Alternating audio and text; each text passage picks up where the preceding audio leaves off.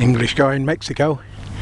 It's the 20th of September 2021 and I wanted to do an update on the sorghum-Sudangrass planting in 300 square meters. It's a kind of a success and a failure video, so let's do the failure first.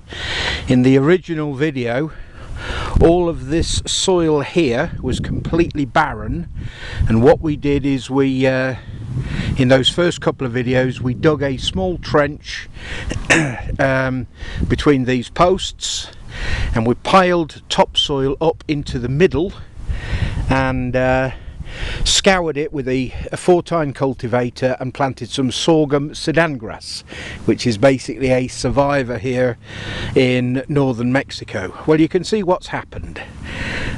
Weeds. I've done quite a lot of research now on weeds since this failure, because basically your weeds will sit in the very tiny bit of topsoil for anything up to 60 and 70 years and germinate only when they get the absolute optimum conditions, which is disturbed ground and a bit of water. They lay their roots very quickly. They come to flower. That's why these are all yellow, all these weeds, and they flower quickly. Meanwhile, the sorghum, if you look inside here, we have got a few pathetic stems of sorghum, which I'm not even sure is alive. Some of it may still be alive, but the vast majority of this is weeds. So basically that did not work.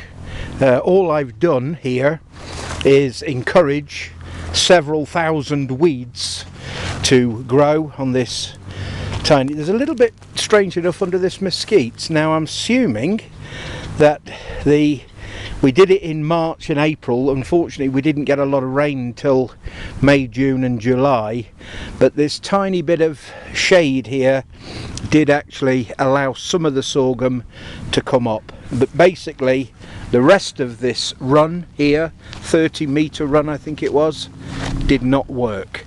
So, like anything in permaculture, you have to make a quick decision and you say, why didn't that work? Well, a mound system, I tried to model it on the Indian Three Sisters, doesn't really work here on the edge of the Mexican desert in the north. It just doesn't work. The water, when it comes really hard, and it just runs off. So very quickly we changed.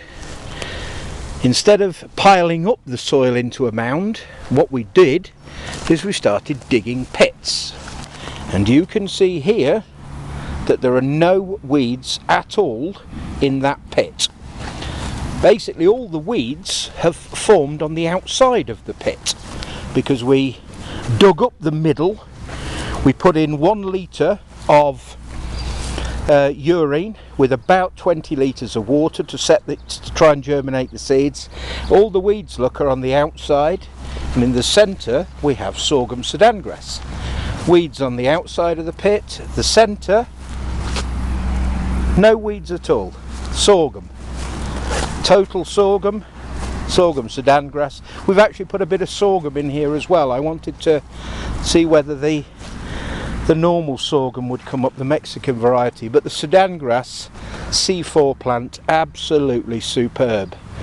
So we started off with a big failure, but we very quickly realised that throwing the topsoil up into a mound and watering it doesn't work, because all you're doing is you are encouraging these weeds here to come. Well, all the weeds are on the outside now, so the sorghum in the centre has actually got a completely free run without any interference. And almost every single one of these pits, this last one didn't come up too well, but again, look, no weeds in the centre, tiny bit of sorghum. 100% sorghum, Sudangrass, 100% I would say, 100%.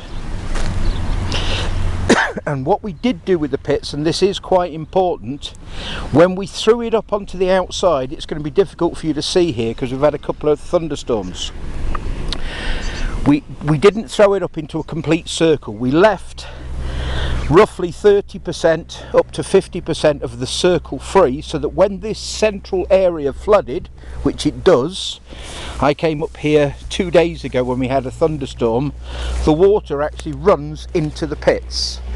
And I was really pleasantly surprised, because every single one of these pits was completely full of water after 30 minutes. We had puddles in the middle, but then all the water had run in from this edge, if you see what I'm saying. There's no, when we threw the, look, that's a foot higher than this is, so all the water ran in, look, and it's taken all the animal manure with it, and the animal manure is feeding the sorghum. So bit of a failure over there. Mounds don't work here. I threw a few handfuls of sunflowers into the middle as well. When we put the sorghum in, I threw some sunflowers in just to see how the sunflowers did, and I also threw a few calabasas, pumpkin seeds, in just to see if the pumpkin seeds would shade the ground. So I would say pits pretty much 100% successful. Even here, look up, there's all the weeds on the outside, no weeds at all in the middle. Not the best spread of sorghum, but no weeds. That's the main thing. So I will do another update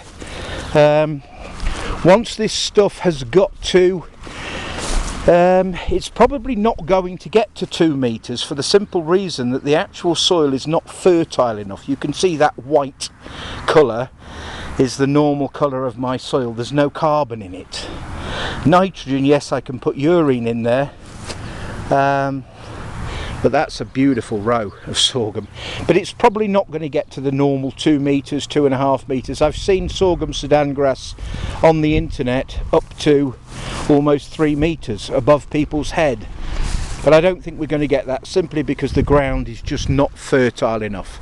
But standing back now, once we realised the mistake over by the wall, we very quickly changed what we were doing, and we've got a half decent section now of sorghum, which we can let the animals in a little bit later, and they can finish this off and get some free food. So it's the English guy in Mexico, 20th of September. I'll probably do another video in October or so, once it's reached its maximum height before the frosts.